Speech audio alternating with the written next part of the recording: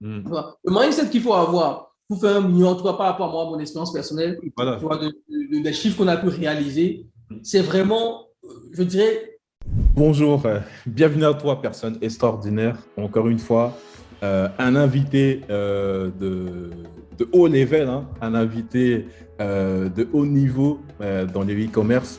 Je t'en dis pas plus. On est avec Alain Semevo, c'est ça? Est-ce que j'ai bien ouais, dit? c'est bien ça. C'est bien ça, c'est bien ça. Bon, du coup, assieds-toi, prépare ton petit thé. Je pense qu'on en a préparé, hein. Alain, je pense que tu as tes... Ah, moi, je suis prêt, hein. C'est dimanche, donc Voilà. Donc, du coup, comme d'habitude, une interview vraiment extraordinaire de personnes extraordinaires qui ont fait des actions extraordinaires. Donc, du coup, c'est parti. Et bonjour Alain. salut, salut, Nemba, comment ça va? Écoute, ça va. Un grand merci pour ta présence dans cette interview. Merci beaucoup de m'avoir invité. Ben, c'est un honneur, hein. J'essaie de regrouper tous les personnes un peu extraterrestres sur Terre pour expliquer et pour inspirer d'autres personnes à leur donner un espoir de c'est possible, hein, Ouais, c'est possible, c'est possible. c'est possible. Donc, c'est parti. Du coup, tu nous expliques qu'est-ce que tu fais globalement aujourd'hui. Aujourd'hui, je suis dans l'e-commerce. J'ai commencé en 2017. En novembre 2017, je dirais maintenant 4 ans, oui, novembre 2017, j'ai lancé ma première boutique en dropshipping à l'époque. Et depuis 2017, j'ai essayé d'avoir quelques résultats jusqu'en 2019. Ça n'a pas été simple, mais à partir de 2019, on a commencé à avoir des résultats. C'était devenu plus stable jusqu'en 2020 avec le confinement où les trucs ont vraiment explosé en termes de résultats Hmm. pour moi. Et du coup, depuis 2020, justement, j'ai commencé aussi une chaîne YouTube pour apprendre aux gens mes stratégies, les stratégies qui ont marché pour moi. Donc, j'ai coaché et formé plus de 500 personnes qui génèrent aujourd'hui dans la globalité plus de 3 millions d'euros. Tous les gens Wow. que j'ai formés, donc c'est pas mal comme chiffre. Et on a même un qui a fait 1 million d'euros en 6 mois, un frère camerounais, Ok. 1 million d'euros en 6 mois avec les stratégies que je leur donne. Donc voilà, c'est ce que je fais aujourd'hui actuellement. J'ai mes propres boutiques et à côté, je forme aussi via ma chaîne YouTube. J'apporte beaucoup de valeur, de contenu sur l'e-commerce et le business en général. Ok. Super, très bon résumé. Tu as vu, hein, là, c'est du lourd. On a des personnes qui aident à d'autres personnes à faire quelques millions. Donc là, c'est assieds-toi et c'est parti. Donc du coup, où est né, enfin, où commence l'existence de Monsieur Alain? Dans quel environnement tu commences ta vie? Ok, moi je suis né au Bénin. J'ai grandi au Bénin, j'ai eu mon bac au Bénin, j'ai eu mon BTS au Bénin. Donc, je suis venu en France il y a 10 ans. Je suis venu en France en 2012, que je suis venu en France en septembre comme étudiant. Et voilà, j'ai grandi au pays. Je suis ce qu'on appelle un blédard ici. Un Donc, c'est en blédard. France que je suis venu, on nous a dit qu'on était des blédards. Je ne savais pas ce que ça voulait dire. Voilà, donc je suis ce qu'on appelle un blédard. Ça se reconnaîtra à mon accent du bled, comme on dit ici. Donc voilà, j'ai fait une grande partie de ma vie. Il y a 10 ans, je suis venu en Europe, il y a 10 ans pour continuer mes études en informatique. J'avais fait un peu d'informatique de gestion au pays, mais c'était plus de la gestion que de l'informatique à l'époque. Et je suis venu en France en 2012, après un BTS au pays, et j'ai repris depuis le départ. D'accord, j'ai repris depuis le début, en première année d'ingé, jusqu'à être diplômé, etc. Donc voilà, c'est un parcours qui m'a pris 5 ans. Et après ça, j'ai commencé à travailler comme à peu près tout le monde en France. J'ai travaillé dans de grosses boîtes, j'ai envie de dire, notamment même la Banque de France, enfin une filiale de sécurité de la Banque de France qui est totalement inconnue, mais qui Hmm. gère tout ce qui est je dirais, finance de la France, ou en tout cas patrimoine de la France, c'est un truc de malade. J'ai travaillé pour des boîtes comme ça en tant que consultant. Et après, en parallèle, je m'étais lancé dans le business en ligne justement parce que je me disais que le monde de l'entreprise n'était pas forcément fait pour moi. Pas parce qu'il y avait, comment je vais dire, c'est pas dans le style être salarié, c'est pas bon, il faut être entrepreneur, etc. C'est juste que le monde de l'entreprise même, par rapport à ma personnalité, la manière dont moi j'étais, assez réservé, assez timide, assez introverti, j'avais compris tout de suite que je n'allais pas réussir en entreprise. Parce que le monde de l'entreprise demande quand même des gens assez extravertis. Il faut aller au after work, il faut sortir, il faut rencontrer des gens. Et c'était tout le contraire de ma personnalité. J'adore rester chez moi. Donc, déjà, ça me faisait chier d'aller travailler dehors. Et du coup, j'ai compris tout de suite que je n'allais pas réussir dans ce monde, en fait. Ce n'était pas forcément pour moi. Donc, en parallèle, je me suis dit depuis un bon moment déjà à l'époque, il fallait trouver une autre activité. Et pour d'autres raisons aussi, je me suis lancé sur le business en ligne, on en parlera. Je me suis lancé dès 2015, 3 ans après mon arrivée en France. Je me suis lancé dans le business en ligne. J'ai commencé avec le marketing de réseau. Ça n'a pas marché pour moi. J'ai fait du marketing d'affiliation. Ça n'a pas marché pour moi. Attends 2 secondes là. Là, tu vas très vite. Tu as pris ton avion, tu es parti. Non, mais on pourra revenir. C'est un résumé, on pourra revenir étape par étape. Ah, Il n'y a pas de problème. On pourra euh, revenir étape par étape sur les moments clés. les Donc, moments. Ouais. j'ai testé plein de business models, marketing de réseau, marketing d'affiliation, trading aussi, qui n'ont pas marché. Et finalement, j'avais plus d'autres alternatives. Je me suis dit, bon, le dropshipping, tu ne vas pas le lâcher.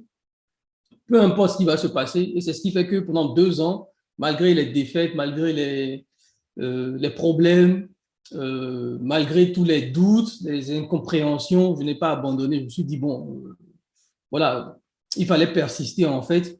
Et finalement, je pense que c'est dans la persévérance qu'il y a la réussite. Donc voilà, on pourra revenir en détail dans tous ces Ouais, ouais, ouais. trucs-là. Moi j'aime bien les petits moments de détails, de doutes, d'échecs hein, que tu as eu. Hein. Oui, Euh, et du coup, comment ça s'est passé? Tu es au bled, déjà, le fait de venir en France, tu vois. oui. Comment cette étape s'est passée? Quelle galère tu as eu? Et quelle mésaventure ou idée reçue? Et dès que tu arrives en France, tu dis, mais en fait, c'est pas comme ça. Tu vois. En fait, là, le passage du bled en France, là, c'est l'étape Ouais. que tu nous Ouais, expliques. en fait, faut comprendre qu'en Afrique, on a une autre dimension de l'Europe, hein, sincèrement. Il y a une dimension un peu idéalisée. Et il suffit de voir Canal+, les émissions qu'on montre de la France en Afrique et les émissions qu'on montre en France, sur la France même, c'est deux mondes différents. Ah On ouais? a toujours cette image un peu idéalisée de l'Europe, que la vie est plus simple, qu'on va réussir, qu'on va, d'accord, tu vois, il y a vraiment cette image-là assez positive hein, qu'on a de manière générale en Afrique. Donc, pour tout le monde, c'est je veux aller en France pour continuer mes études, etc. Tu vois. Moi, là, un peu, la chance que moi j'avais, ma mère était déjà en France à l'époque. Mhm. Donc, elle m'a aidé justement lorsque je voulais faire la procédure qu'on appelle Campus France hein, pour venir en France. C'est une procédure que tu dois faire, trouver des universités en France. Il y a tout un cheminement qu'il faut faire. Donc, j'ai fait la procédure la première fois en 2010 et ça avait été refusé. Je n'avais pas eu le visa. Enfin, c'était même pas au niveau du visa, c'était même au niveau même de la procédure. Mon dossier n'avait pas été accepté. Parce que Ok. vous, à un moment de vous passer un entretien, avant même qu'on vous dit d'aller faire la demande de visa. Tu passes un Donc, entretien à l'ambassade? à l'ambassade, enfin, au centre culturel français, c'est au centre culturel français à l'époque en tout cas.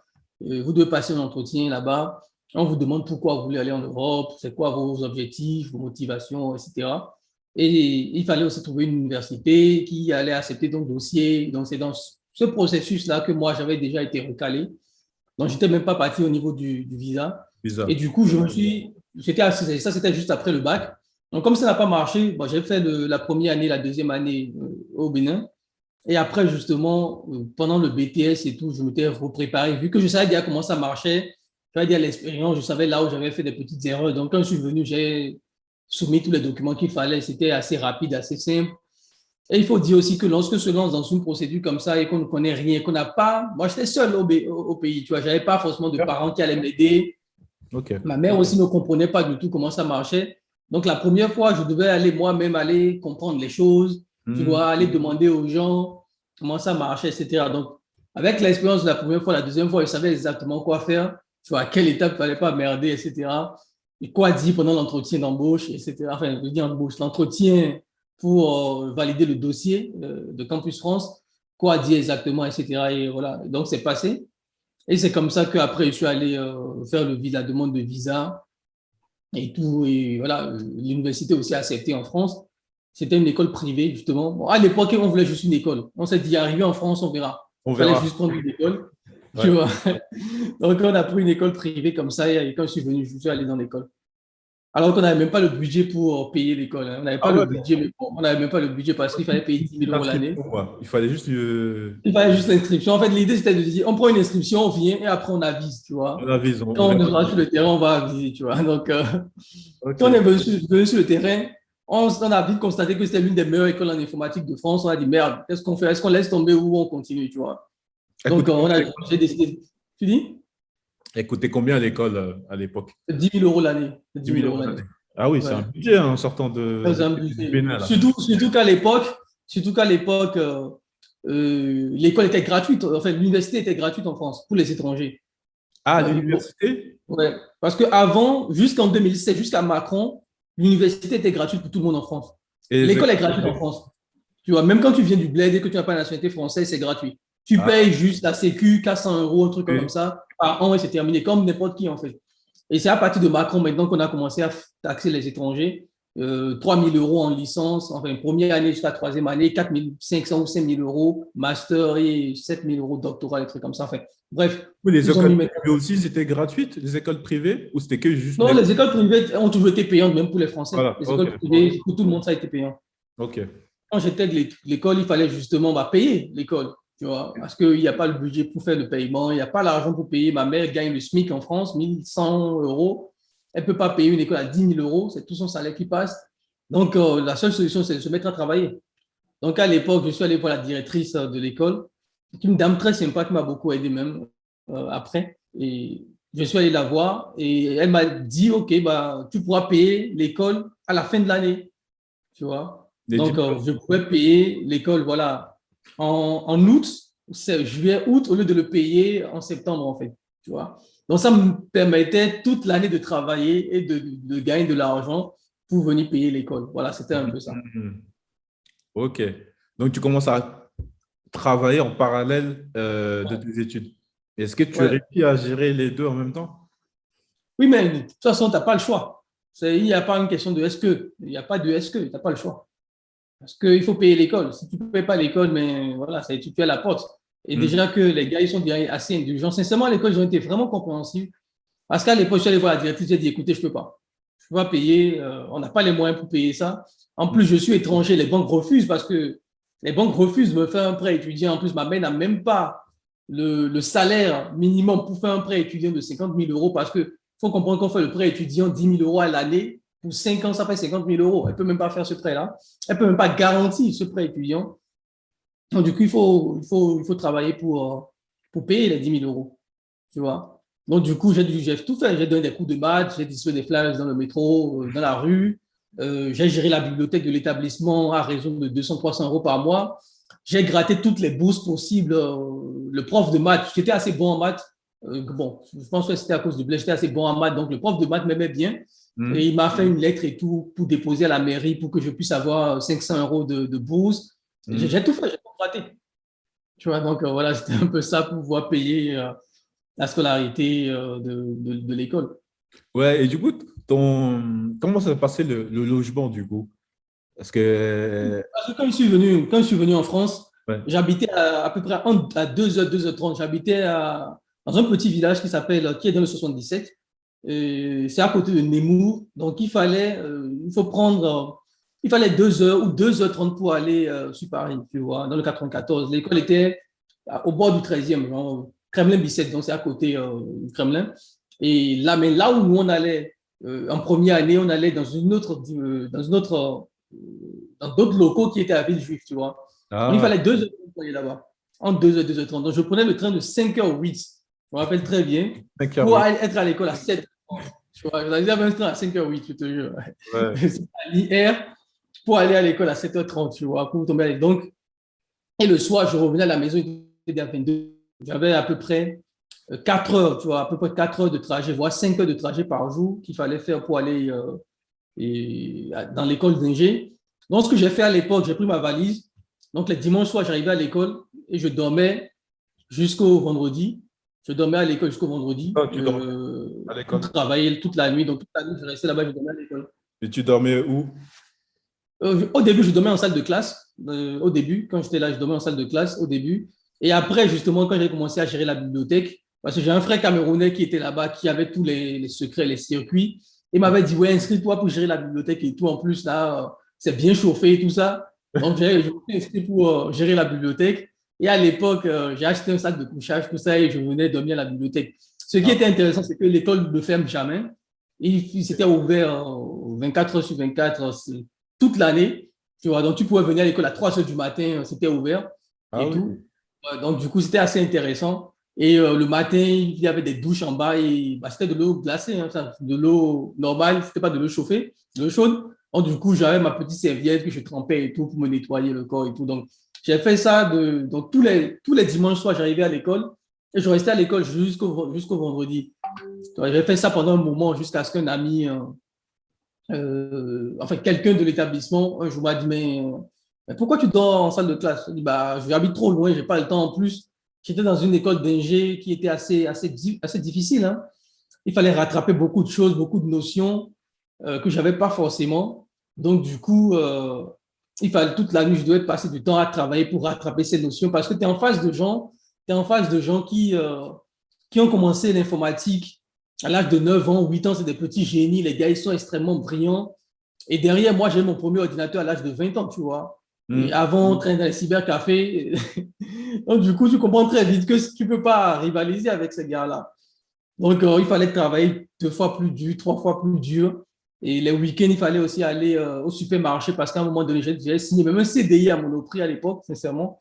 Ah Un ouais. CDI à Monoprix de 5 heures à 22 heures. Je passais toute la journée là-bas à travailler. Et chez Leclerc, Leclerc, 5 heures à 22 heures. Chez Monoprix, 5 heures à 13 heures les dimanches.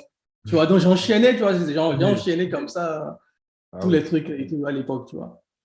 Donc voilà, c'était un peu ça. Et ça a été assez difficile pendant les 2 premières années en France, assez difficile parce que je n'avais pas forcément le temps. Il fallait travailler, rattraper le retard, travailler aussi dans la vraie vie, supermarché, flyers.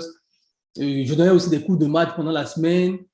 Quand j'avais du temps, on donnait aussi des cours de maths parce que l'école avait un programme justement où on pouvait s'inscrire pour donner des cours de maths. Donc, on était Ah oui. inscrit aussi. Et t'es payé pour. En fait, voilà, on était payé par l'école pour donner des cours de maths aux lycéens, etc. En fait, là où il y avait de l'argent quelque part, je me pointais. Tu vois. Il y avait un truc, je me pointais. Tu vois. C'est tout. Excellent. Et du coup, dans cette expérience, enfin, dans cette Ouais. phase-là, c'est quoi qui t'a marqué le plus? C'est quoi qui t'a marqué le plus dans cette phase-là? Bon, il y a beaucoup d'événements. Déjà, tu comprends que la France, c'est pas ce qu'on t'a vendu. Ah ouais? C'est un pays qui est dur. C'est un pays qui est très dur. Moi, je le dis souvent, je n'ai pas connu la France des autres, en fait, tu vois. J'ai mis 2 ans pour voir la Tour Eiffel. Sérieusement, quand j'ai mis pied en France. Pourtant, j'étais en Île-de-France, tu vois. J'ai Mhm. mis 2 ans pour la voir. Et en plus, le jour où j'ai vu la Tour Eiffel, c'était vraiment par hasard. J'allais dans le 16e donner des cours de maths. Et j'étais avec un pote arabe qui était à côté de qui aussi donnait des cours de maths. Donc, on faisait le chemin ensemble. Et il me dit, ah, allez, regarde la Tour Eiffel, tu vois. Et je me suis dit, mais merde, tu vois, ça fait 2 ans que tu es dans ce pays, tu n'as même pas vu ce truc, tu vois. Alors que la plupart des étrangers, lorsqu'ils viennent en France, la première des choses, c'est d'aller à Paris, faire des photos avec la Tour Eiffel, tu vois. Envoyer à tous ses potes au bled. Pour envoyer aux amis au pays que je suis à Paris, tu vois. Et moi, je n'ai pas eu le temps de faire ça. Ouais. J'ai pas eu le temps. C'est en 2014, tu vois. Donc, parce que j'étais préoccupé à travailler et tu n'avais pas le choix. Et aussi le froid, tu n'es pas habitué quand tu quittes le bled et tu viens en France, tu as le froid, tu n'es pas du tout habitué, en fait. Tu vois, ça te gifle, hein. Tu te dis, mais merde, c'est quoi ce pays, quoi? C'est quoi ça? C'est pas ce qu'on m'avait vendu, ça. Donc voilà, tu Ok. dois travailler. Et bah, tu es à l'université, enfin, oui, tu es à l'école privée. Et qu'est-ce Ouais. qui te rapproche au fur et à mesure de l'entrepreneuriat? En fait, il faut comprendre que, contrairement à beaucoup de personnes dans l'entrepreneuriat, enfin, je sais pas, mais moi, j'étais un premier de classe au pays. J'étais très bon au pays, tu vois. J'ai toujours été très bon. J'avais que ça à faire, tu vois. Ma mère était, comment je vais dire, ma mère n'est pas beaucoup partie à l'école, tu vois. Donc, du coup, elle me disait, moi, je ne suis pas allé à l'école, toi, tu vas aller à l'école. Tu vois, c'est pas possible, tu vois. Donc, elle me mettait énormément de pression. Donc, depuis tout petit, j'ai toujours été bon à l'école, tu vois. Vraiment, parce que j'avais que ça à faire, en fait. Je n'ai pas eu de distraction forcément. Et c'est justement pour ça que je n'aime pas sortir, j'aime rester à la maison parce que toute mon enfance, c'était vraiment un peu plus casanier à la maison, à travailler, à avoir des bonnes notes à l'école. Donc, pour diverses raisons, et il faut savoir qu'en Afrique, en fonction des écoles, en Afrique, si tu as de mauvaises notes, on peut te frapper, tu vois. Donc, parfois, oui, on te frappe, hein. C'est pas la rigolade, tu vois. Ouais. Et c'est pas comme en France ici, vous avez 8 de moins, on vous dit non, passez dans la classe supérieure, c'est pas grave. Non, non, non. Ouais. Euh, On te En dit, Afrique, tu n'as pas 12 à des écoles, c'était la moyenne, c'était 12 de moyenne. C'est pas 10. c'est Donc, quand tout. tu n'as pas les 12 de moyenne, mais on fait un truc là, pour les écoles les plus dures, quand toi, le lundi matin, on a l'hymne national. Donc, on récite l'hymne national du pays le lundi matin. Et c'est après l'hymne national qu'on appelle tous les paresseux. On les frappe devant toute l'école. Ah Tu ouais, vois. devant, Donc, du coup, après l'hymne national.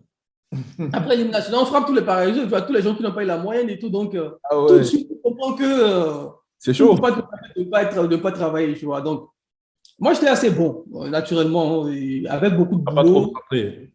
On m'a pas trop frappé, tu vois, on m'a pas trop frappé. Donc, j'étais assez bon à l'école. Ouais. Et quand tu es en France et que tu es dans une école d'ingé où les gars sont très, très bons parce qu'ils sont habitués, ils sont nés dedans, ils ont eu des ordinateurs à l'âge de 9 ans, j'ai compris très tôt que je n'avais pas le niveau, tu vois. Et ce qui m'a beaucoup aidé à l'école d'ingé, c'est les maths physiques parce que j'étais déjà assez bon en maths physiques, tu vois. Mais tout ce qui allait être vraiment informatique pur et dur, c'était assez compliqué. Et je n'avais pas beaucoup de temps de me concentrer à 1000% dessus parce que derrière, il fallait travailler le week-end, il fallait travailler aussi la semaine. Tu vois, donc, tu vois, quand on est en informatique, soit c'est tout, soit c'est rien. Tu dois vraiment te mettre corps et âme dedans parce que tu dois apprendre les choses, tu dois apprendre les langages, tu dois te donner à 1000%. Et j'étais en plus, j'étais assez bon à l'école. Hein. Dis-toi que j'avais environ 15 de moyenne Ah ouais, vers quand même. les. Et j'étais le dernier de la classe, quoi, tu vois. Parce que les gars, ils étaient chauds. Tu vois, les gars, ils étaient bons dans la classe, tu vois. Donc, du coup, Ouais. à l'époque, à partir de la troisième année, j'ai commencé à réfléchir. Je me suis dit, merde, je ne veux pas avoir une vie d'informaticien moyen, tu vois. C'est genre gagner 2000 euros, 3000 euros, et genre être vraiment moyen et tout. Je n'étais pas parmi les meilleurs de l'école, tu vois. Donc, ça me frustrait un peu. Et à l'époque, j'ai commencé, pour X, Y raison, j'ai découvert des vidéos de marketing, etc. Parce que j'étais rentré aussi dans le marketing de réseau, même avant le marketing de réseau, tout ça. J'ai Mhm. découvert des vidéos de marketing d'un Français qui disait, lorsque vous n'êtes pas le premier de votre catégorie, vous devez créer votre propre catégorie et être premier dedans. Mhm, mhm, Tu mhm. vois. Et ça m'avait tellement parlé, je me suis dit, putain, si je ne peux pas être le premier en info, je vais créer mon propre truc et je serai premier dedans. Et c'est à partir de ce moment que j'ai commencé à m'intéresser au marketing. Et Ok. comme, un peu comme la loi d'attraction, les trucs et tout ce qu'on veut, quand tu t'intéresses à quelque chose vraiment, bah, ça t'amène des opportunités, des gens qui pensent comme toi. Donc, c'est comme ça que je suis tombé sur des amis qui faisaient du marketing de réseau, des Béninois, qui étaient très bons dans le marketing de réseau, qui m'ont coopté dedans. Finalement, j'ai dû abandonner après parce que je n'avais pas le temps et que je n'avais pas mis toute l'énergie aussi qu'il fallait dedans dans le marketing de réseau. Après, je me suis dit, bon, le marketing d'affiliation, le marketing Internet, c'est un peu avec Internet, c'est un peu informatique, un peu. Et à l'époque, je faisais du marketing d'affiliation sur des logiciels. Tu vois, donc ça me parlait un peu plus, vu que c'était un peu info, ça me parlait un peu plus à l'époque, etc., etc. Donc, l'idée, je suis rentré dans l'entrepreneuriat parce que je me disais, si je ne pouvais pas être bon, très bon dans ce que je faisais à l'école, autant que je crée moi-même ma propre catégorie dans laquelle je serais le meilleur. Tu vois. Donc, c'était ça un peu l'idée quand je me suis lancé dans l'entrepreneuriat. Tu vois, c'était vraiment sur cette base de frustration de se dire qu'on ne peut pas. Souvent, je dis les hommes ne sont pas nés égaux. Il y en a qui sont plus intelligents que d'autres. Et c'est la Mhm, vérité. mhm. Parfois, tu vas tomber sur des gens qui sont brillants. Tu vois. Et je pense même que c'est le fait d'avoir fait cette école et de tomber sur ces amis, sur ces gens qui étaient extrêmement brillants, qui m'a aussi poussé à bout dans l'école parce qu'il y avait des gars qui étaient, mais ce que toi tu fais en 3 semaines, tu le fais en 2 heures. Et c'était chaud. Et Mhm. du coup, moi, ça me permettait aussi de me surpasser, de me dire, ah putain, je ne vais pas rester derrière. Tu vois. Et ça me motivait. Je pense vraiment que l'une des choses que j'ai beaucoup aimé en France, c'est d'être tombé sur des gens plus intelligents que moi. Tu Ouais. vois, parce que ça te permet vraiment de comprendre que voilà, on n'est pas tous égaux. Il y a des gens qui vont capter les choses rapidement, qui vont être plus intelligents. Et c'est à toi de rattraper la tendance et de ne pas être perdu, de rattraper les trucs et de taffer plus dur, etc. Et ça m'a donné aussi une certaine éthique du boulot parce que j'avais pas le choix. Il fallait travailler, il fallait rembourser l'école, les dettes, etc. Donc, quelque part, ma vie en France n'a pas été la vie de quelqu'un qui a profité, qui est parti en boîte, non, moi, j'ai travaillé dans ce pays. J'ai fait que ça. Tu Ouais, tu vois. sortais pas en boîte comme le font d'autres. Ah non, mais de toute façon, je suis allé une fois soirée étudiante, ils m'ont recalé. J'ai compris tout de suite que c'est pas pour moi. Ils m'ont recalé direct. Ils ont dit non, toi tu rentres pas. J'ai dit ah bon, ok, pourquoi? On dit non, toi tu rentres pas. J'ai dit bah écoutez, bah excusez-moi, tu vois. Voilà, c'est aussi simple que ça. Donc, tu as très bien, enfin, tu as vite compris que c'était pas pour toi. Non, c'est pas pour moi ça. OK. Et du coup, marketing de réseau, tu arrêtes et ensuite tu passes à quoi? Marketing d'affiliation, Oui. Ah oui, les logiciels. logiciel, Tu etc. peux avoir des résultats ou pas avec ce business-là? Donc, en marketing d'affiliation, j'ai testé j'étais avec un ami à l'époque, on a testé plein de stratégies. On a fait du blog, du blogging sur, sur le business en ligne, ou derrière faire de l'affiliation sur des logiciels, par exemple comme ClickFunnels, comme System.io qui venait de sortir début 2015, System.io venait de sortir, etc. Donc, ils avaient un très bon programme d'affiliation à l'époque.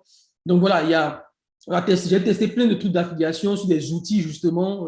Jusqu'à présent, sur ma chaîne YouTube, tu peux me voir, j'ai fait des formations, des dizaines de vidéos sur ClickFunnels, sur System.io, etc. C'est encore disponible sur ma chaîne YouTube aujourd'hui. Ah Tu oui. vois. Donc, on Et peut c'est à l'époque, repasser. justement, que je lance ma chaîne YouTube à l'époque. Et ma chaîne YouTube s'appelait à l'époque Newbie Entrepreneur. Et c'est quand je me lance dans le dropshipping que je change pour du personal branding que j'ai mis mon vrai nom Alain Semenvo et j'ai enlevé le Newbie Entrepreneur. OK. Et comment tu tombes dans le dropshipping alors? En fait, comment je vais dire, depuis 2014, moi j'étais parti en Chine en 2014, j'étais parti à un voyage en Chine en 2014 et c'est là que je découvre, enfin j'avais des potes qui faisaient les études en Chine, des Béninois qui faisaient les études en Chine et ils m'ont invité.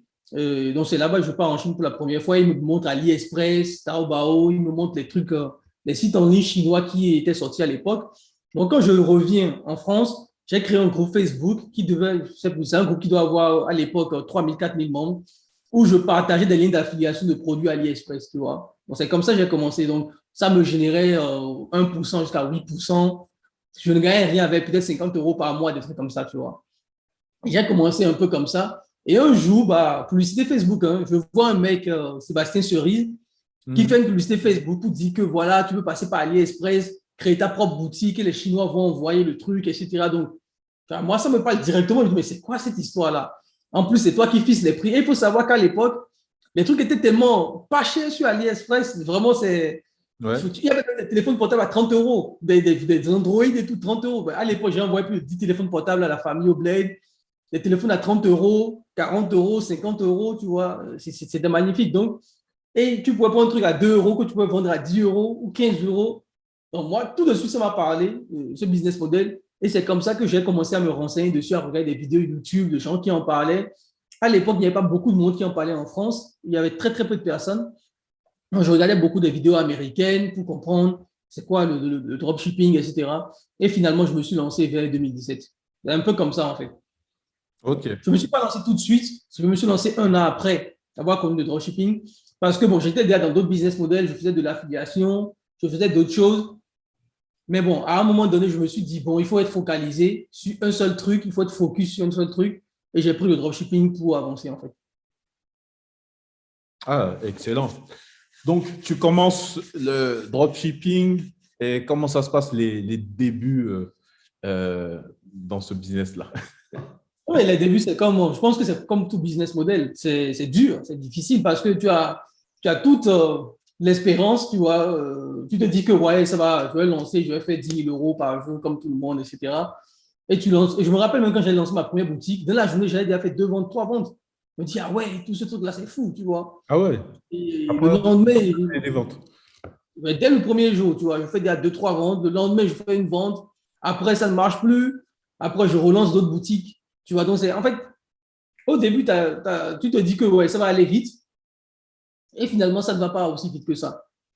Tu vois, tu commences à tester les produits, tu es découragé. Parce que c'est un business qui est assez émotionnel et assez décourageant.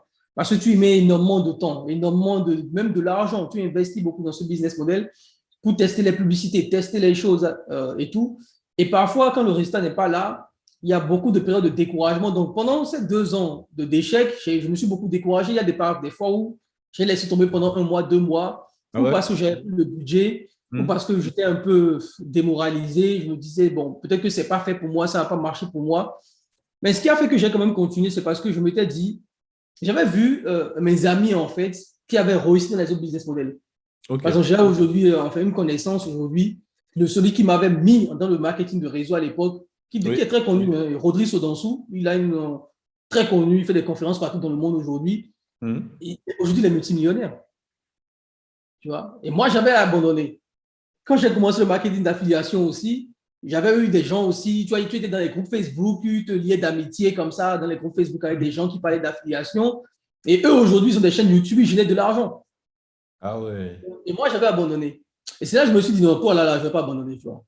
Ah, toi, c'est mort.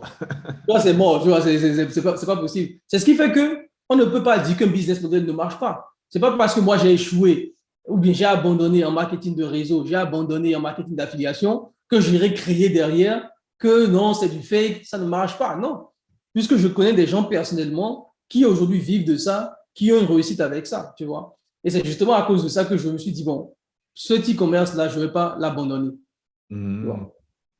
C'était un peu ça. Et les exemples que tu avais autour de toi qui ont réussi parce qu'ils n'ont pas lâché, qui a fait que tu as dit non, c'est mort, moi, je bah oui.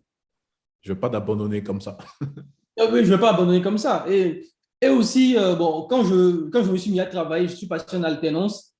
J'ai travaillé 3 ans en alternance dans un grand groupe français et tout. Et ça aussi, il faut dire que ces 3 ans d'alternance m'ont un peu convaincu dans le fait que je ne pouvais pas être salarié. Tu vois, ce n'était pas le milieu dans lequel je voulais évoluer. Ça allait être très compliqué pour moi d'évoluer dans ce milieu, à moins de changer complètement ma personnalité. Ah ouais, pourquoi?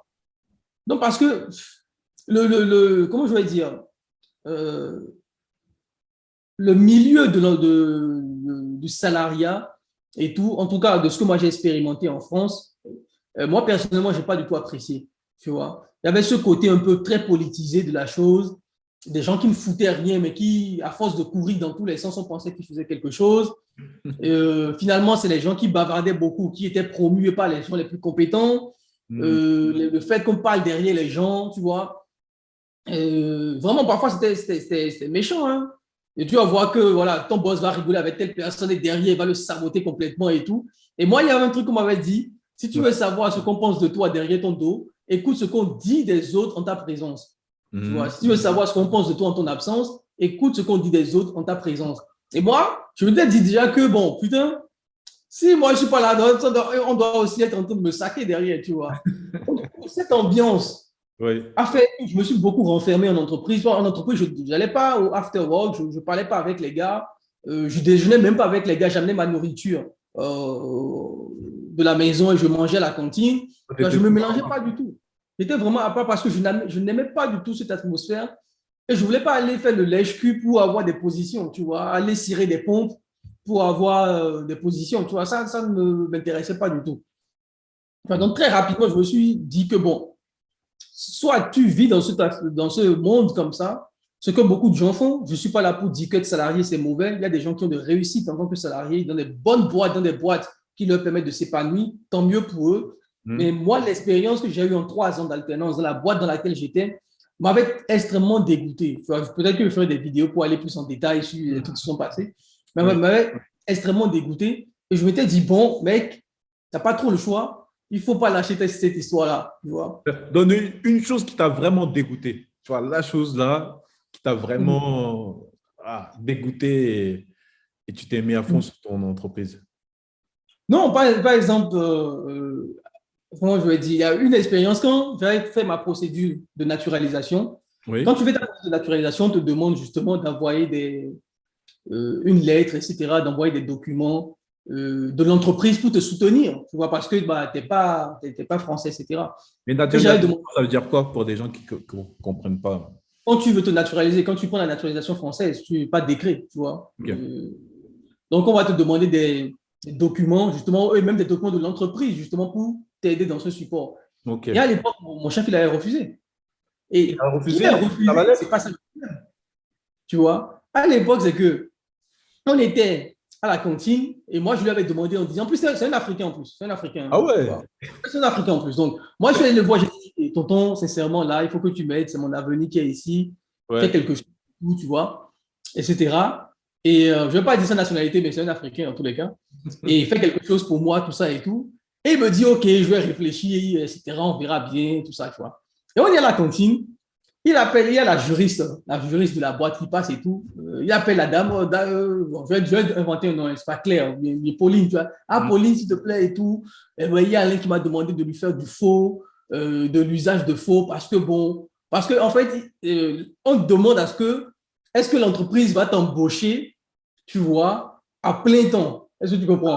Donc, moi, je lui avais dit, bon, à l'époque, je lui ai dit que bon, vu que j'ai besoin de ça pour les papiers, fais en disant que c'est un bon élément, tu vois. Il y a moyen, tu vois, une promesse d'embauche. Une promesse d'embauche, légalement, ne veut rien dire, en fait. Tu vois. En fait, moi, une promesse d'embauche, c'est ce que j'avais demandé à l'époque. Donc, il va voir la dame pour lui dire, ouais, devant tout le monde à la cantine, tu vois. Ouais, tout. Elle m'a demandé de faire un faux document. Merde. Il balance l'information comme ça, et moi, j'étais là. Si j'étais blanc, je serais rouge. J'étais rouge, énervé. Mais toi, là, tu vas voir ce que je vais te faire. Bon, je ne te dirai pas ce que je lui ai fait après, mais bref, en tout cas, j'ai été naturalisé. Donc, c'est bon. Ah ouais, ça, c'est événement qui te pousse à aller dans l'autre côté. Exactement. Et en tout cas, moi, personnellement, cette entreprise-là, ça a été une très mauvaise expérience. Et c'est tout ça qui a commencé à me faire réfléchir. Tu vois, il y a plein d'anecdotes comme ça, plein d'anecdotes comme ça en entreprise qui a commencé à me faire réfléchir en disant, bon, je vais essayer de faire quelque chose moi-même, tu vois. Et tant mieux, parce que ça m'a, quelque part, je ne l'en veux pas. Quelque part, je pense que c'est ça qui m'a justement poussé à être ce que je suis aujourd'hui et là où je suis aujourd'hui, tu vois. Donc, tant mieux, j'ai envie de dire. Tu vois. Après, j'ai travaillé dans d'autres boîtes en tant que consultant, ça s'est très, très bien passé. Notamment à la Bourse de Paris, j'ai travaillé là chez eux. Ma chef était formidable, c'est une dame qui m'a beaucoup soutenu, qui était vraiment cool. Donc voilà, ça dépend de l'expérience de chacun, etc. Tu vois. Ok. Donc, du coup, tu mets toute ton énergie et tu n'abandonnes plus avec les phases de ah, je suis démotivé et j'arrête ou parce que tu n'avais plus de budget pour tester. Et voilà, à partir du moment où tu ne lâches pas, là, tu commences à aller à fond. Là. Comment ça se passe? Oui, déjà, il faut dire que l'une des choses que j'ai faites aussi, l'une des choses que j'ai mis en place aussi, c'est la formation. Tu vois. Au début, surtout quand on est informaticien, on se dit, je suis informaticien, je connais tout, je ne vais pas forcément aller me former, je m'en fous, etc. Tu vois. Il y a un peu ce côté un peu arrogant de savoir tout faire, tu vois, qui fait qu'on ne va pas forcément aller se former. Donc, l'une des premières choses que j'avais pris comme décision, c'était de prendre une formation qui m'avait coûté très cher à l'époque, c'était 1000 euros de l'heure, 1000 dollars de l'heure, chez un coach américain. Ah oui, Chez un coach comprenais l'anglais, du américain. coup. Tu dis? Tu comprenais l'anglais. Oui, oui, enfin, j'arrive à bien comprendre l'anglais. Je n'ai pas forcément de problème Ok. avec l'anglais. Donc, c'est un coach qui m'avait coûté assez cher à l'époque. Donc, c'était 5 séances de 1 heure. La séance, c'est 1000 dollars la séance. Donc, j'avais pris 5 séances. Et justement, le gars m'avait beaucoup aidé à comprendre mes erreurs, là où se trouvaient mes erreurs, ce que je devais faire. Et du coup, ça m'a permis justement d'avoir mon premier succès, mon premier produit, qui s'est après soldé par un échec parce que finalement le produit ne marchait plus, ne marchait pas quand ça a été livré et les clients demandaient des remboursements, on avait beaucoup de problèmes à l'époque, etc. Donc j'ai dû arrêter le produit, mais ça m'avait quand même permis de savoir, OK, ce truc-là, ça marche. Et c'est ça qui est important, le fait de savoir, OK, ça marche pour les autres, mais ça marche aussi pour moi. Et ça, c'est très important parce que peu importe le business model que tu fais, tant que tu n'as pas assez de réussite, tu as l'impression que tous les autres sont en train de mentir. Que tout ce que les autres disent comme résultat, que c'est faux, que c'est du Photoshop, etc. Mais le fait d'avoir vendu et de voir que, OK, j'ai fait 500 euros aujourd'hui, 600 euros demain, etc. Je me suis dit, mais putain, ce truc-là, ça marche. Tu vois. Mais ça n'est pas un échec. Et après le coaching, justement, je n'avais pas forcément eu de succès après le coaching parce que le produit qu'on avait trouvé n'a pas finalement marché. Mais Oui. quelque part, ça m'avait un peu conforté. Je me suis dit, ce truc-là marche, donc il faut que je me mette encore plus dessus. J'avais plus d'argent, j'avais payé le coaching. Et là, je suis parti voir un pote qui m'a fait un prêt de 10 000 euros. Il avait fait un prêt à la banque parce que bon, moi, je n'avais pas, j'étais déjà endetté à la banque. Ouais. J'avais fait des crédits, des prêts, des crédits à la consommation pour investir le business. Ouais. Donc, j'étais déjà assez chaud, limite à mon niveau. Donc, j'ai dû demander à un pote de faire ça à ma place et il m'avait envoyé les sous. Et c'est là que je suis revenu un peu dans le game encore pour retester jusqu'à trouver le produit qui a marché. On te prête de l'argent, 10 000 euros par ton pote. Ouais. Et qu'est-ce qui se passe? Voilà, exactement. Donc, c'est sur cette base-là, justement, que J'ai rebondi, tu vois. Et même après le prêt, parce qu'il m'a fait le prêt genre dans les environs de février, malgré ça, j'ai eu le succès en juillet, donc près de 5 mois après, tu vois. Ça n'a Ah pas oui. été bien, ça a pris 5 mois quand même. Et pendant ce temps aussi, j'ai eu beaucoup de phases de réflexion, tu vois, de phases où je me suis posé, est-ce que c'est vraiment ça que tu veux faire? Parce que c'est aussi important, tu vois, de se poser la question, est-ce qu'on veut vraiment faire ce business-là? Est-ce que vraiment tu veux être entrepreneur? Est-ce que tu veux vraiment te lancer à plein temps, mener cette vie-là avec beaucoup de doutes, beaucoup d'émotions, hein. Cette vie, c'est comme une montagne russe. Il y a des jours où tu vas faire 10 000 € le mois, il y a des jours où tu fais zéro, tu ne comprends pas, et il Hmm. faut rebondir à chaque fois. Donc, c'est quand même une vie où il faut beaucoup de courage finalement. Donc, je me posais beaucoup la question, et j'ai traversé une phase comme ça de doute, comment je vais dire, pas forcément de méditation, mais où j'essayais de définir moi-même, est-ce que c'était vraiment ça que je voulais faire? Et parfois, ça, c'est vraiment important, parce qu'il y a ce qu'on veut faire, tu vois, la personne qu'on veut devenir et la personne qu'on est aujourd'hui, tu vois. Et souvent, ces deux personnes sont en guerre, tu vois. Et je veux pas, le moi actuel n'a pas envie forcément de changer. Donc, parfois, il est important d'essayer de voir vraiment est-ce que l'objectif qu'on s'est fixé, est-ce qu'on est personnellement capable de tenir ou pas. Et c'est ça qui va différencier les gens qui vont réussir, les gens qui vont abandonner, par exemple. Tu Ok. vois, c'est très important. Ok. Et du coup, c'est quoi ton premier succès là où tu as vu ton compte en banque, tu dis, ah, waouh, c'est.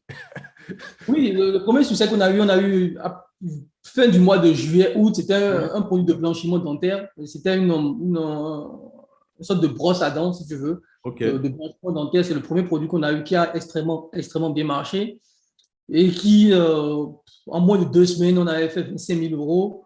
Et le mois d'août, je pense, août ou septembre, on avait fait sur 15 000 €. Et Ah c'est là que tu te ouais. dis, merde, tu vois, ça va vite, tu vois, en un mois.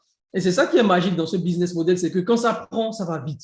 Ça va vite, ouais. Vite. Tu vois, c'est au bout de quelques semaines, tu peux te retrouver à 100 000 € comme ça, tu comprends même pas en fait. Tu comprends Donc pas. c'est comme ça que ça a commencé à booster.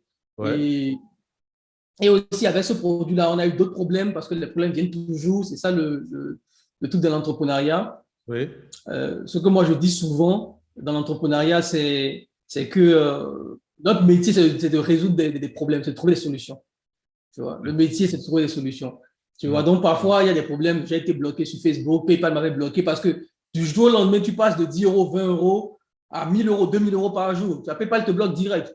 Tu vois, même la banque qui t'appelle dit il y a un problème, tu vois. Hmm. Même la banque t'appelle, mais il y a un problème. Qu'est-ce qui se passe? Donc, tout est bloqué. J'étais à un niveau où tous mes comptes avaient été bloqués. La banque, PayPal, tout avait été bloqué. Ah Tu vois, et ouais. il fallait maintenant commencer à arranger ça, etc., etc. Facebook aussi avait bloqué le compte. Donc, bref. Donc, voilà, j'ai commencé à mettre un peu de l'ordre, désactiver les comptes, etc. Et finalement, j'ai abandonné ce produit parce que Facebook avait bloqué le produit. Je suis allé tester d'autres produits qui ont marché aussi. Et à chaque fois, presque tous les 3 mois ou 6 mois, on trouve de nouveaux produits qu'on Hmm. lance. Et j'ai agrandi l'équipe. Aujourd'hui, il y a à peu près 5 personnes qui travaillent pour moi. Il y en a Ok. 2 qui sont en Afrique, 3 qui sont en France, 2 en France, 1 en Allemagne. Donc voilà, il y a à peu près 5 personnes qui travaillent pour moi, qui gèrent les boutiques, qui m'aident un peu dans tout ce que je fais aujourd'hui. Hmm. Ok. Et juste pour aider les gens qui veulent, qui sont un peu, enfin, ils sont intéressés par ton modèle de business, là, e-commerce, en dropshipping, c'est quoi les 3, 4 étapes pour vraiment réussir dans ce domaine-là? Ok, donc pour les 4 étapes, les 4 étapes pour réussir en dropshipping, moi je pense déjà, avant tout, la première étape, d'abord c'est au niveau même de l'état d'esprit, tu vois, c'est l'état d'esprit. Et comme je le disais, se poser les bonnes questions, est-ce qu'on veut vraiment faire ce business model ou pas? Est-ce que c'est ce que vous voulez faire? Parce que ce n'est pas un business model en fait, c'est un business model qui est simple dans la compréhension, mais assez complexe dans l'application. Tu vois. Je sais que beaucoup de gens vendent beaucoup de rêves dessus, un peu, genre, c'est facile. Je peux comprendre parce que c'est un peu aussi côté marketing, tu vois. Hmm. On montre des gros résultats, 1 million en 6 mois, c'est possible, c'est faisable par tout le monde d'ailleurs, mais il faut vraiment se poser la question, est-ce que c'est vraiment ça que j'ai envie de faire? Est-ce que c'est adapté à ma personnalité, à ce que j'ai envie de faire? C'est extrêmement important parce que ce que moi j'ai remarqué même, c'est que parfois, la réussite des gens dépend aussi de leur état émotionnel, de ce qu'ils pensent vraiment dans leur subconscient. Tout le monde a envie de devenir milliardaire. Tout le monde. Je ne pense pas qu'il y ait une seule personne ici qui dise que moi, je ne vais pas devenir milliardaire. Tu vois, on a tous ce rêve d'être en tout cas très riche. Tu vois. Maintenant, est-ce qu'on est prêt à ça? Tu vois, est-ce qu'on est prêt à accepter la richesse? Tu vois, beaucoup de gens ne sont même pas prêts en fait. Beaucoup de gens ne sont pas prêts à accepter la richesse. Et c'est ce qui fait même qu'il y a beaucoup de personnes qui n'ont pas d'éducation à ce niveau. Les gens qui gagnent par exemple les lotos ou même les joueurs de football ou les joueurs de basketball, parfois on voit qu'ils ont gagné des gros salaires toute leur vie et ils vont à la retraite, ils deviennent pauvres encore.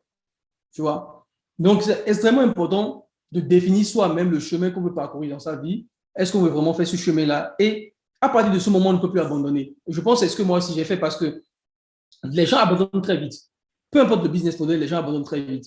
Et c'est important de savoir est-ce que ce business model est fait pour moi ou pas. Moi, j'ai fait du MLM. Sincèrement, j'ai abandonné parce que quelque part, au fond de moi, je me disais que ce n'est pas forcément le truc que j'ai envie de faire. Tu vois? Ou de marketing d'affiliation. Le marketing d'affiliation, c'était même un peu plus simple, mais je pense que j'ai abandonné trop tôt. Tu vois? Et quand j'ai aussi fait du trading à un moment donné, j'ai abandonné parce qu'on avait perdu beaucoup d'argent à l'époque, donc je me suis dit, vas-y, est-ce que aussi c'est un business qui est assez émotionnel?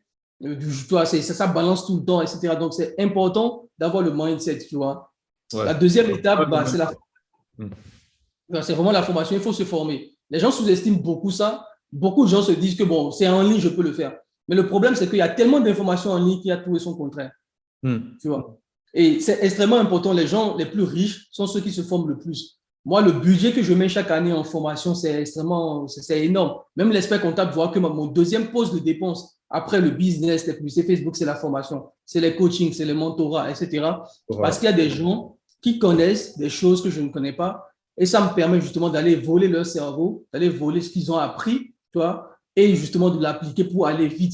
Donc ça, c'est déjà les deux étapes. Et après, justement, la troisième étape, c'est de se lancer. Tu vois, il faut se lancer, il faut comprendre le business model et il faut tester. Les gens ne testent pas assez. Je reçois beaucoup de gens en coaching qui me disent, oui, Alain, j'ai commencé le e-commerce il y a 2 ans, je n'ai pas de réussite. Je dis, tu as testé combien de produits? 3. Moi, j'en ai testé plus de 200 en 2 ans. J'ai lancé plus de 200 produits. Le mec l'a testé 3 et il espère qu'avec 3, oui, il y a des chanceux. Oui, j'ai déjà eu des gens en coaching qui ont testé un seul produit, ça a été le jackpot pour eux, direct. Tu vois? Mais ça, pour le commun des mortels, il y a toujours ce petit facteur chance, le bon produit au bon moment.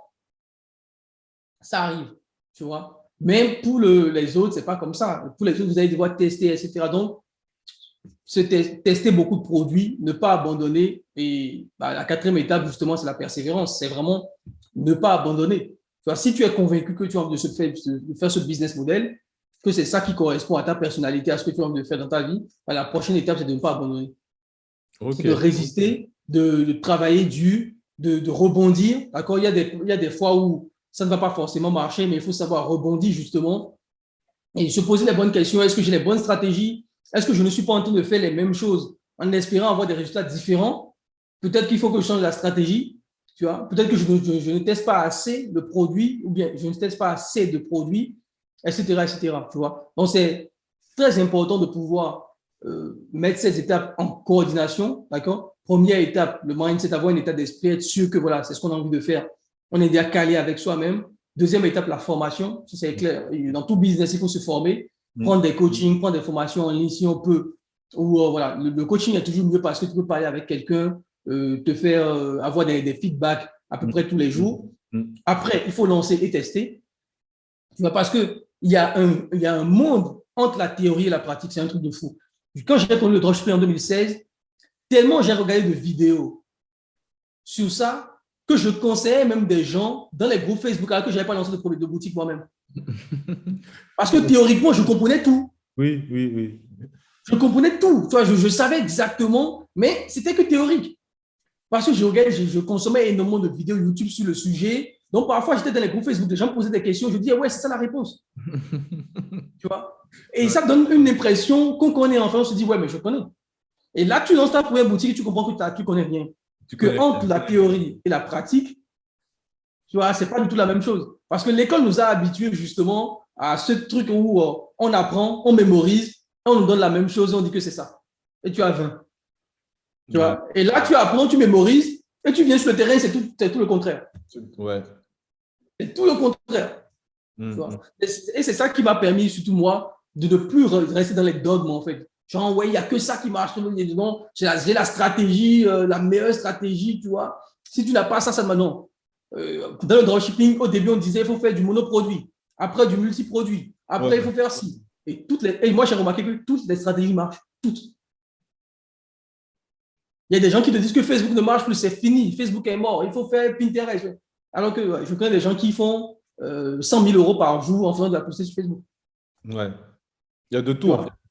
Il y a de tout, en fait. Donc, ça permet aussi de relativiser un peu et de ne pas rentrer dans les dogmes, etc. Donc, il faut tester. Et en testant, tu découvres ce qui marche pour toi. Ça, c'est très important. Qu'est-ce qui marche pour moi? Et parfois, même ce qui marche pour toi peut être différent de ce que le coach a enseigné. Oui. Parce que moi, je ne peux dire que ce qui a marché pour moi. Ouais.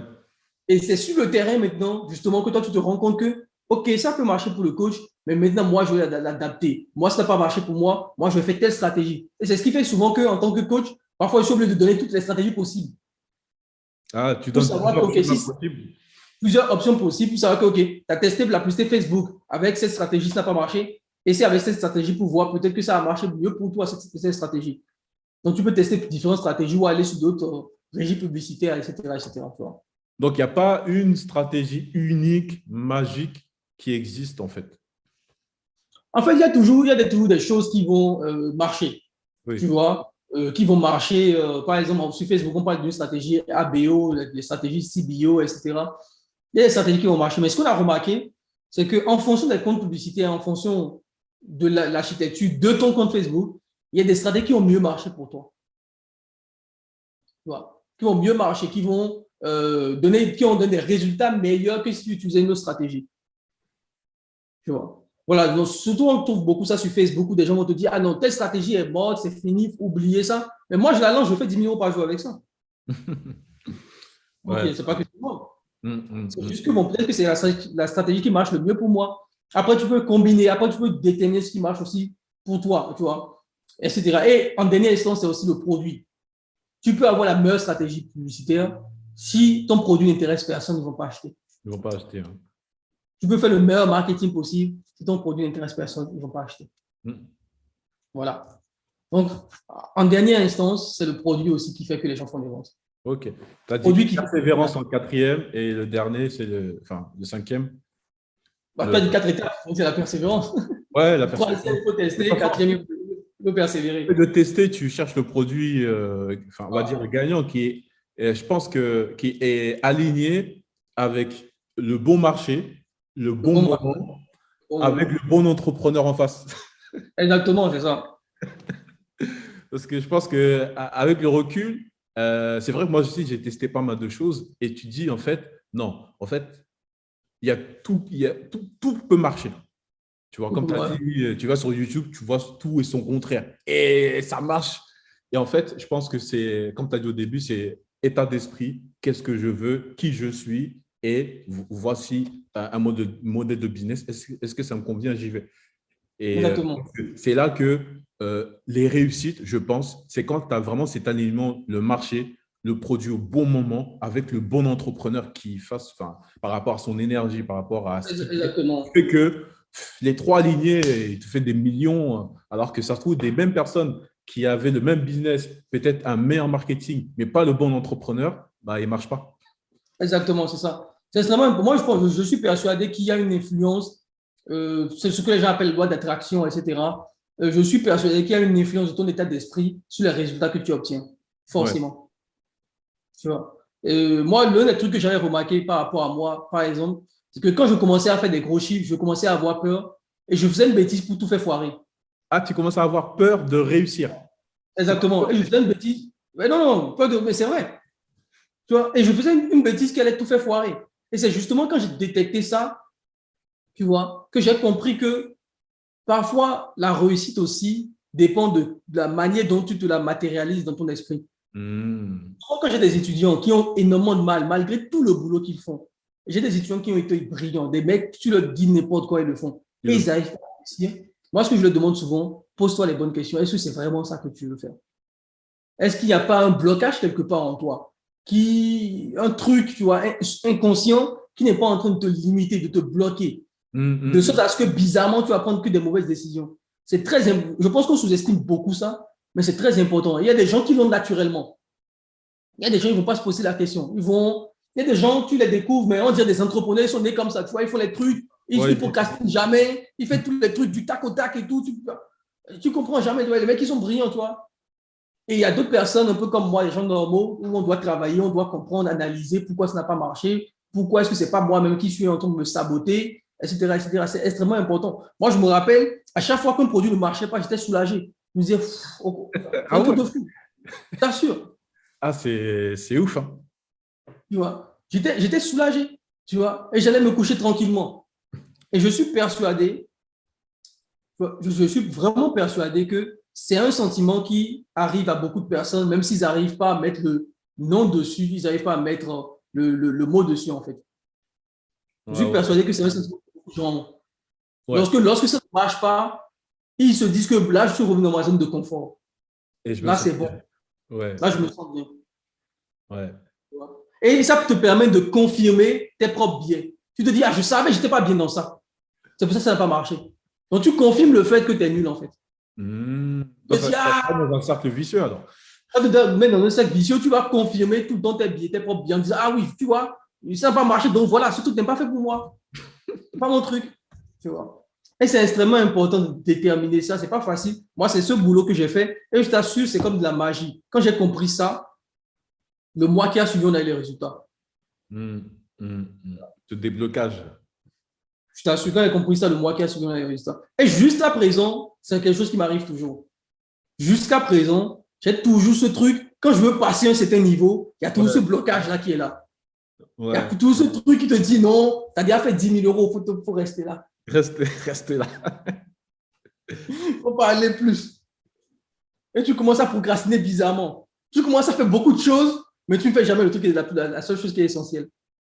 Du coup, la question qui me vient, c'est quel est le mindset que tu dois avoir pour faire ton premier million de chiffre d'affaires? En fait, c'est… Dès que tu fais 10 000, tu as un certain mindset à avoir. Dès que tu passes le palier de 50, il y a un autre. 100, il y a un autre. 1 million, il y a un autre, tu vois. Et est-ce que tu apprends, ce que j'ai compris, c'est que dès que tu passes une étape, tu me pourras confirmer ou pas, tu es obligé de désapprendre ce que tu as appris avec les anciens résultats pour réapprendre un truc qui n'avait rien à voir, en fait. En fait, c'est extrêmement bien. Et moi, l'un des gars qui m'a fait comprendre ça, c'est un entrepreneur américain qui s'appelle Sam Ovens. Sam Ovens. Sam Ovens. Il faut aller voir sa chaîne YouTube. C'est un mec, il est extrêmement fou. Il est très bizarre d'ailleurs, mais il faut aller voir cette chaîne YouTube. Il a fait une très bonne vidéo qui s'appelle Faire face au diable. Tu vois, Faire face au diable. Et justement, cette vidéo explique beaucoup ce genre de concept, en fait. Tu vois, en fait, à chaque étape de ta vie ou à chaque étape de revenus que tu vas gagner et tout, il y a toujours un blocage qui est là, un plafond de verre que tu atteins, qui fait que pour passer à un autre niveau, il faut se surpasser soi-même. On est tous d'accord que quelqu'un qui fait 1 million et quelqu'un qui fait 100 millions, il y a un truc qui entre les deux, qui ne va pas. Il y a forcément un truc que l'autre a compris que l'autre n'a pas compris. N'a pas compris, exactement. Forcément. Tu vois? Il y a un truc, il y a un mindset qui est là, tu vois. Il y a un petit déblocage que l'autre a eu. Tu vois? C'est justement ça qui va nous limiter.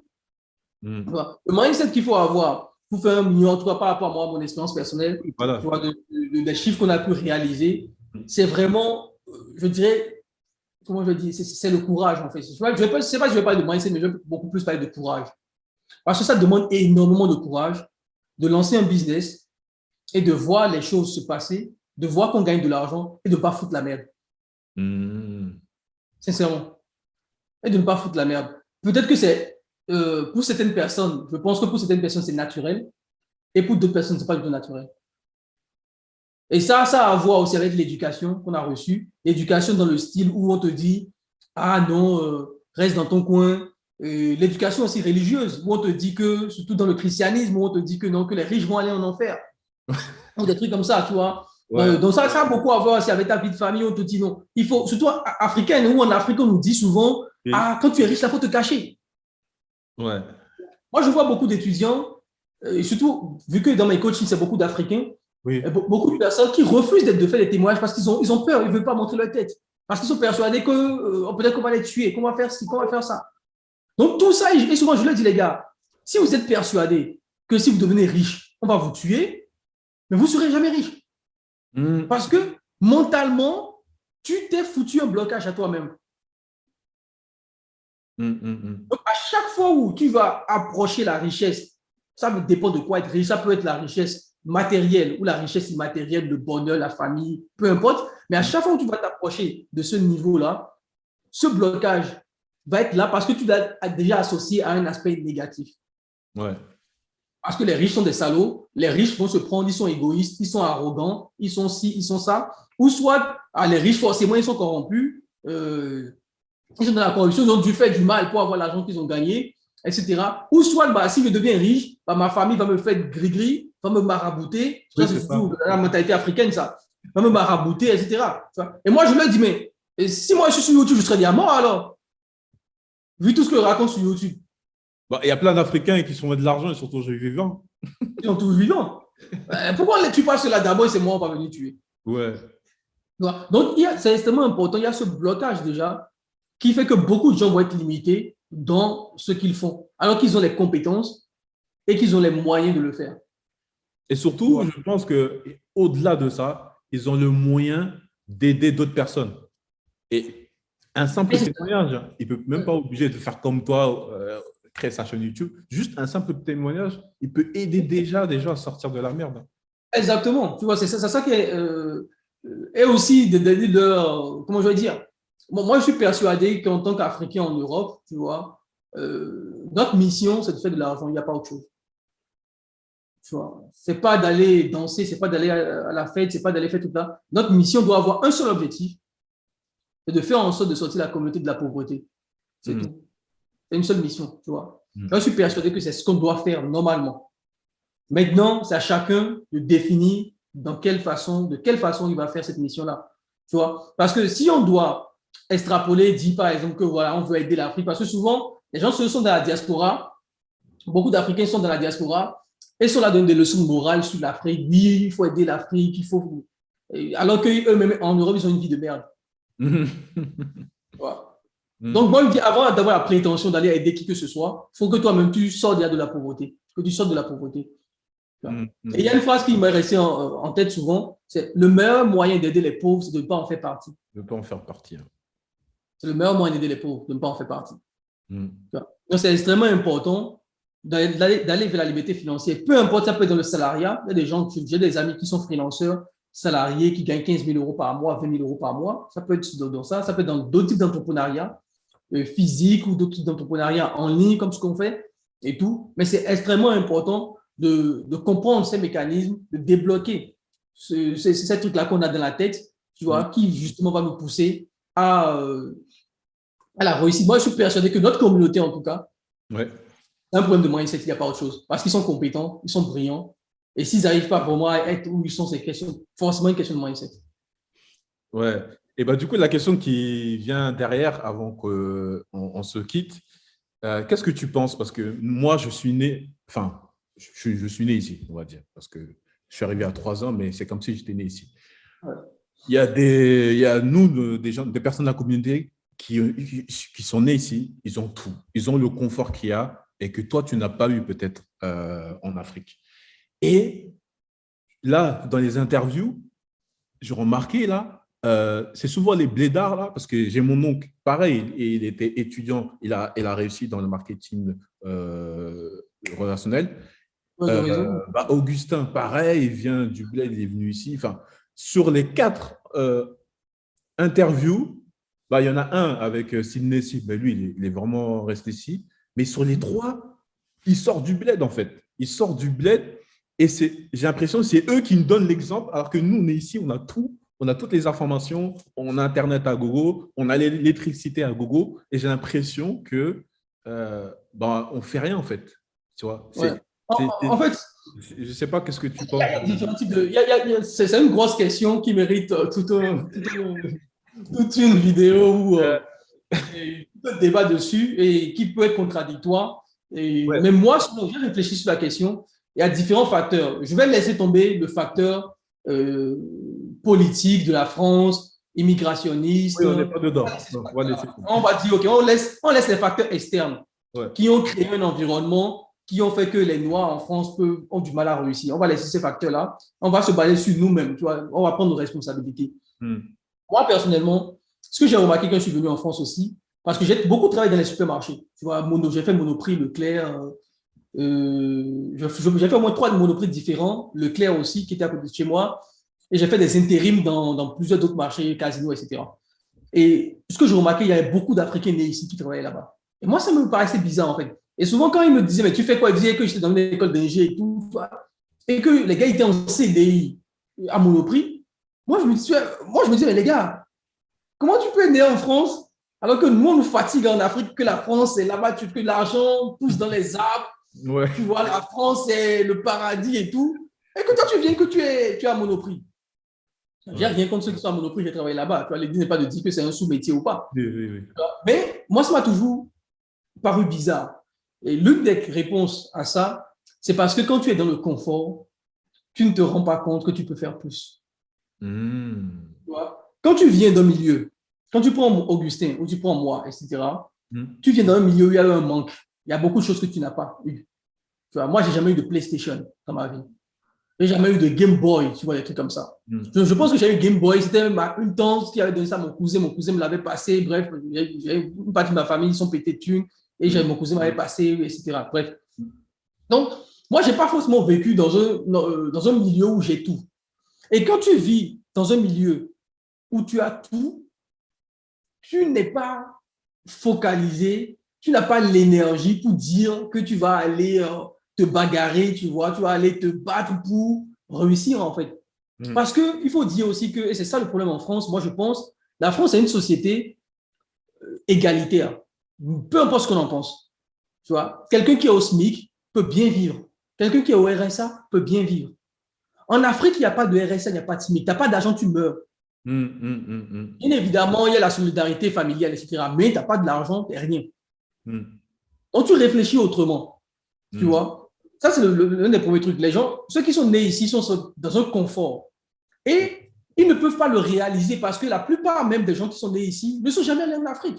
Ils ne savent pas la chance qu'ils ont. Et ils se plaignent encore. Tu vois, moi, je vois les rappeurs en France qui nous disent qu'ils n'ont pas grandi avec l'électricité. Et tu dis, mais tu te fous de la gueule de qui? Tu vois? Je vois les gars qui nous disent dans les clips de rap qu'ils ont été dans la galère, ils étaient dans la dèche, qu'ils ne mangeaient pas. Sérieusement, en France, ici? Il faut arrêter ça. Bon, ça fait des vues, ça fait des clips de rap.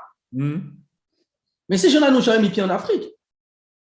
Tu vois ou pas? Donc, il y a aussi un certain confort. Et comme en France aussi, les gens sont persuadés que non, c'est déjà la merde, que non, ils sont dans la merde et tout, c'est fini. Et qui ne sont jamais rentrés au pays pour se rendre compte qu'il y a une autre réalité. Beaucoup de Noirs qui sont nés en France ne rentrent pas en Afrique. Hein. Et en plus, quand ils rentrent en Afrique, souvent les parents ont déjà construit une grande maison au bled là-bas. Donc, même quand ils rentrent, ils voient que papa a une grande maison au bled, papa s'est saigné ici en France pour économiser et construire une grande maison au bled. Ils ne sentent pas forcément, même quand ils sont en Afrique, ils ne sentent pas forcément le poids des différences ou du fait que les gens galèrent au pays pour s'en sortir, travaillent dur et tout. Donc, les gars restent dans leur zone de confort. Mais quand tu viens en France, que tu es né en Afrique, que tu viens en France, tu as d'autres responsabilités. Tu as la famille qui compte sur toi au bled. C'est les gens qui mettent beaucoup d'espoir sur ça. Il y a des familles qui cotisent pour envoyer leurs enfants en France. Ils sont persuadés. Pour que tu voyages. Ils financent le voyage. Tu vois, il y a des familles qui cotisent. Donc, quelque part, tu as beaucoup plus de responsabilités. Tu n'as pas beaucoup de droit à l'erreur, tu vois. Et tu as envie de réussir. Tu as quitté ton pays. Moi, je me rappelle quand j'ai pris l'avion, la première fois que j'ai pris l'avion dans ma vie, j'ai pris l'avion et tout. Pendant les 6 heures de vol depuis Cotonou, tout ce qui était dans ma tête, c'est je vais venir ici, je vais tout défoncer. Je vais tout défoncer. Je t'assure, j'avais que ça en tête. Je me suis dit, je viens dans ce pays, je vais tout défoncer. C'est pas possible. Je ne peux pas venir ici être pauvre. Parce que c'est ce qu'on m'a vendu. On m'a vendu que tu viens en France, tu deviens riche. Et quand les gens quittaient, ceux qui étaient en France quittaient la France pour venir en Afrique pendant les vacances, mais ils étaient dans les belles voitures. Ouais. Ils sont dans les belles voitures et c'est là que tu te rends compte qu'en fait, il avait fait un prêt à la banque ici à Paris pour venir frimer au bled. Ouais. Tu vois? Donc quand si tu viens dans cette mentalité, tu te dis que je viens ici, c'est pour réussir, tu vois ou pas? Donc, tu es dans une autre mentalité parce que tu as le poids familial, la famille compte sur toi. Et l'un des trucs aussi que les gens sous-estiment beaucoup, c'est que les autres te regardent. Les gens te regardent. Au bled. Tes amis qui sont restés au pays te regardent. Et ils te disent, lui, il est parti en France, on va voir ce qu'il va faire. On va voir ce qu'il va faire là. Il se frotte On les va mains. voir ce qu'il va devenir. Et c'est ce qui fait que beaucoup d'Africains viennent en France et n'ont même plus le courage de retourner au pays parce qu'ils n'ont rien fait. Mmh. Ils n'ont rien créé. C'est pour ça qu'il reste très longtemps ici avant même de Très longtemps. retourner au Ils bled. ne retournent même plus. Beaucoup de gens vieillissent ici et Ouais. dans une certaine humiliation parce qu'ils se sont rendus compte que finalement, le rêve qu'ils étaient venus chercher en France, ils n'ont pas réalisé.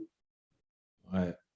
Et parfois, ça va donner des gens qui sont extrêmement aigris, qui vont dire non, tous les problèmes en Afrique, c'est à cause du président, c'est à cause de ci. Non, le président n'a rien à voir dans ton échec en Europe.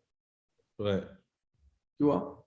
Ouais. Donc, parfois, il y a aussi le fait que les gens nous regardent quand on vient ici. Moi, j'ai des amis qui sont en Afrique, qui n'ont jamais pris d'avion, mais qui sont multimillionnaires, qui ont pu réussir en Afrique. Même. En Afrique même. Avec tout le courage que ça demande. C'est 1000 fois plus compliqué de réussir en Afrique qu'en Europe quand tu n'as personne, que tu viens d'une famille pauvre, que tu n'as pas de relation. Mmh. Donc, tous ces gens-là nous regardent et ils se disent, bah, tu es parti en France.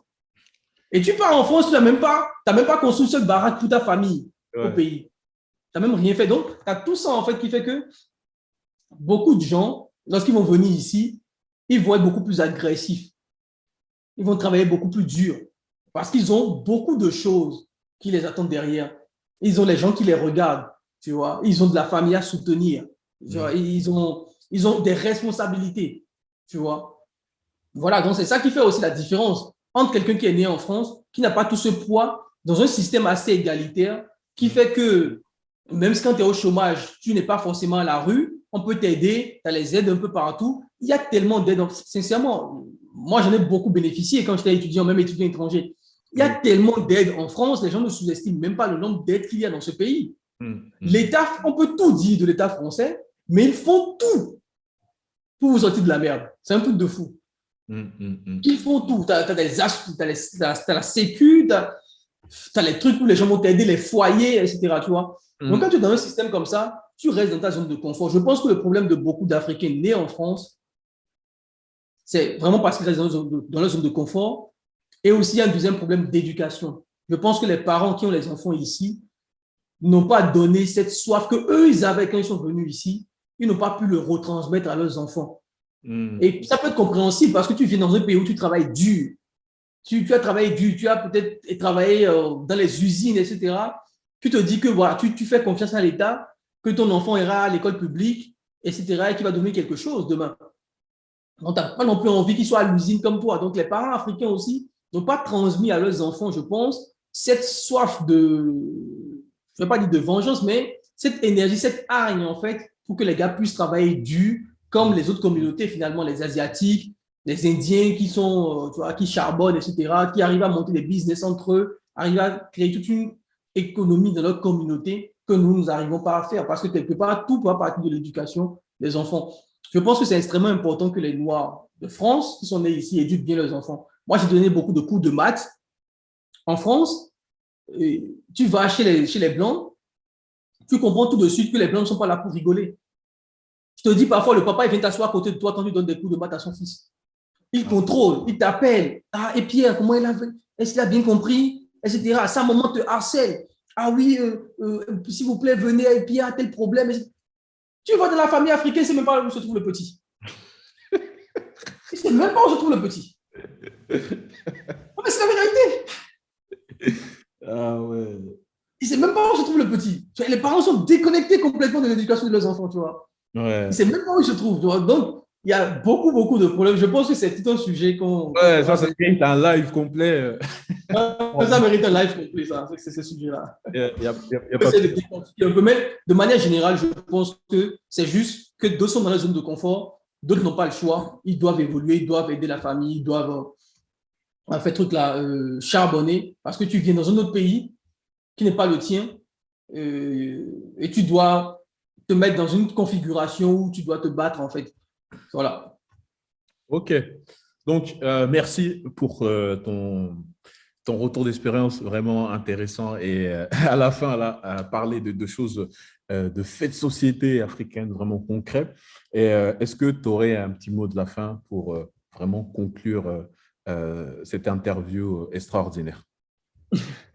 Moi, ce que je peux dire, sincèrement, c'est peu importe ce que les gens font, c'est de pouvoir évoluer, de pouvoir passer à un autre niveau de leur vie. Tu vois, pas forcément de devenir entrepreneur, mais même quand vous êtes salarié, essayez de monter le niveau. Moi, je me rappelle au moment où je m'étais relancé avec le prêt avec mon ami qui m'avait fait le prêt de 10 000, j'étais dans une phase un peu où j'avais beaucoup de doutes aussi. Je me posais la question.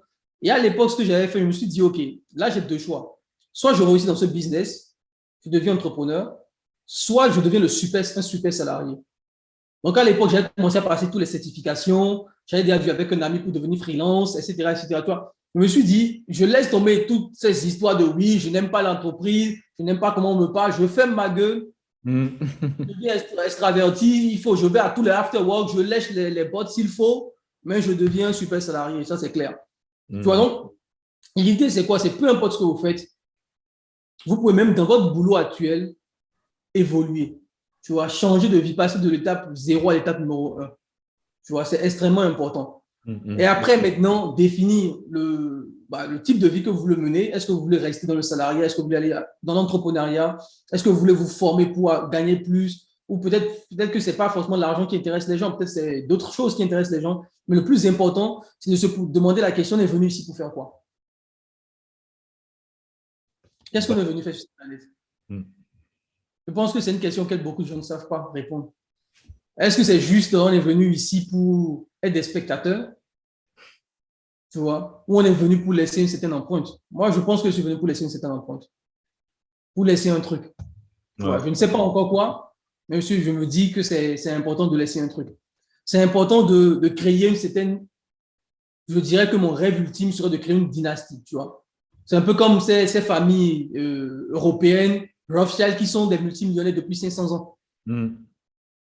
Tu vois, ou de faire comme les familles comme, tu vois, Mouliès, les gars de Casino, Auchan, c'est pas ces familles-là, d'arriver à créer quelque chose qui va durer sur des générations. Je pense. Tu vois, ça, ce sera à chacun de répondre à cette question. Qu'est-ce qu'on est venu faire ici? C'est pas évident de le savoir.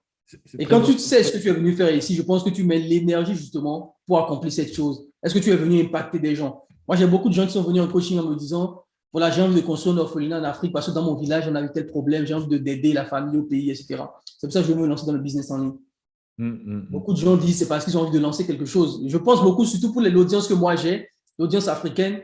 Et beaucoup d'Africains, vraiment, ils ont vraiment à cœur l'Afrique. C'est un truc de fou. Les Africains ont vraiment à cœur leur continent. Énormément à cœur leur continent.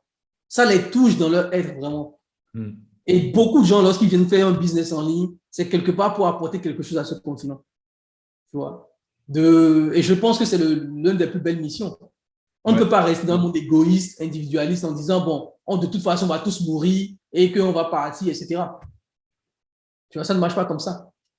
Je pense que quand tu regardes les autres civilisations, les Blancs, les Asiatiques, ils ont beaucoup sacrifié pour que les Blancs ils aient aujourd'hui ce niveau de vie dans de beaux pays, dans des beaux paysages, peu importe la manière dont ils l'ont eu, mais ils ont beaucoup sacrifié. Tu vois? Et chacun à son niveau a apporté quelque chose dans ce pays-là, dans ces pays que nous vivons finalement. Et je pense que c'est notre devoir aussi pour nous d'apporter quelque chose, déjà dans le pays dans lequel on vit, avant maintenant de prétendre aider le pays dans lequel on ne vit pas, parce que beaucoup d'Africains on fait les gars de la diaspora et que nous, on ne vit pas en Afrique. On ne paye pas nos impôts. Je ne paye pas mes impôts à Cotonou. Je n'ai pas de leçon de morale à donner à Cotonou. Parce que je ne paye pas mes impôts là-bas. Donc, l'idée maintenant, c'est de payer mes impôts au pays et de contribuer quelque part. Et là, je pourrais ouvrir ma gueule pour dire comment on va faire pour aider l'Afrique. Tu vois. Super. Voilà. Sur cette belle réflexion, je te pose la question. Hein. J'espère que tu as bien suivi. Là, je parle à mon audience parce qu'il y a toujours un coaching gratuit de 30 minutes à gagner pour la première personne qui met le commentaire de la question que je vais te poser. Dis-moi, à quel endroit, il y a eu 2 endroits, à quel endroit M. Alain dormait hors de chez lui pendant qu'il était étudiant là? Donne-moi les 2 endroits là où il a dormi, tout simplement. C'est qu'il a dormi dans un premier endroit, après dans un deuxième endroit. Donc, mets ça dans les commentaires et tu seras le gagnant de ce mentorat. J'aime bien passer mentorat pour, quels que soient les problèmes que tu as dans tes business. Et surtout, là, on a parlé, je pense que 50-50, on a beaucoup parlé d'état d'esprit, tu vois. Et je vois qu'Alain nous a dit, c'est la première chose la plus importante. Et du coup, dans ce coaching-là de 30 minutes, tu pourras étaler toutes tes peurs, tout ce que tu n'arrives pas à faire, les blocages que tu as, ça te permet de faire ça. Et du coup, juste avant, comment tu peux aider les personnes à se lancer dans le business du e-commerce? Et comme ça, ils auront un peu plus d'informations de comment tu peux les aider. Je pense que pour aider les gens, je pense que ça va être ma chaîne YouTube. On me propose énormément de contenu sur la chaîne YouTube. Je pense que c'est plus simple.